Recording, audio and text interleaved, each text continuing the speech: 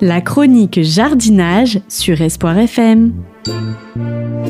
Animée par Marielle Breuil, maraîchère bio en Lot-et-Garonne.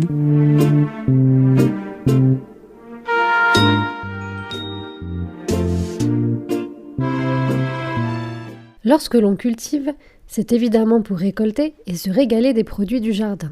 Or, pour nous fournir de bons légumes, la terre de notre jardin va s'épuiser peu à peu si nous n'y prenons pas garde. En effet, pour leur croissance et leur épanouissement, les plantes vont prélever des nutriments présents dans le sol, azote, phosphore, potassium, calcium, et ceux-ci vont donc disparaître du jardin au moment où nous allons récolter les légumes ou en fin de saison lorsque nous arrachons ce qu'il reste des plants de tomates, de haricots, etc.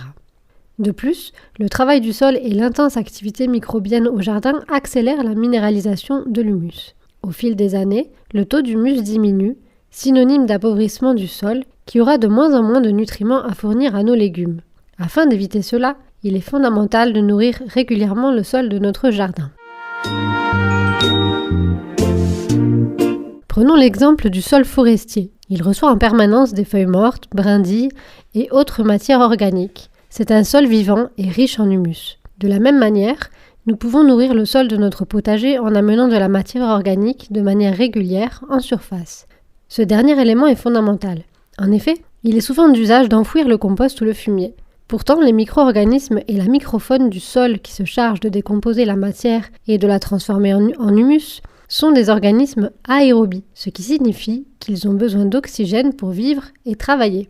Si nous enfouissons la matière organique apportée, ceux-ci ne pourront pas faire leur travail et la matière risque de pourrir au lieu de se transformer en humus. Laissons-les respirer et contentons-nous de nourrir le sol en surface ou en incorporant légèrement au râteau sur les 5 premiers centimètres seulement. Les habitants du sol travailleront pour nous, notamment les vers de terre qui montent et descendent sans cesse et incorporent ainsi les matières organiques pour le bien du sol et de notre dos. Comment nourrir le sol ? Prendre l'habitude, lors des récoltes de légumes, de laisser un maximum de matière au jardin. Feuilles abîmées de salade, fans de radis, fans de poireaux. De même en fin de culture, si les plants ne sont pas malades, vous pouvez laisser les résidus au jardin. Vous pouvez les cisailler ou les broyer à la tondeuse pour une meilleure décomposition. Un apport régulier de compost au jardin permettra d'entretenir le taux d'humus et ainsi la fertilité du sol. Il est préconisé environ 3 kg par mètre carré par an, soit une couche de 4 à 5 mm d'épaisseur environ. En début de printemps, le sol commence à se réveiller. Il est bon, si vous ne l'avez pas fait à l'automne, d'épandre du compost en vue de la saison. Au potager bien sûr, mais également au pied de vos arbres fruitiers ou encore de vos rosiers et autres plantes vivaces. Griffez simplement le sol avec un râteau et déposez le compost. Si vous n'en faites pas chez vous, ou de moins pas en quantité suffisante, vous pouvez trouver du compost en déchetterie, en général gratuitement.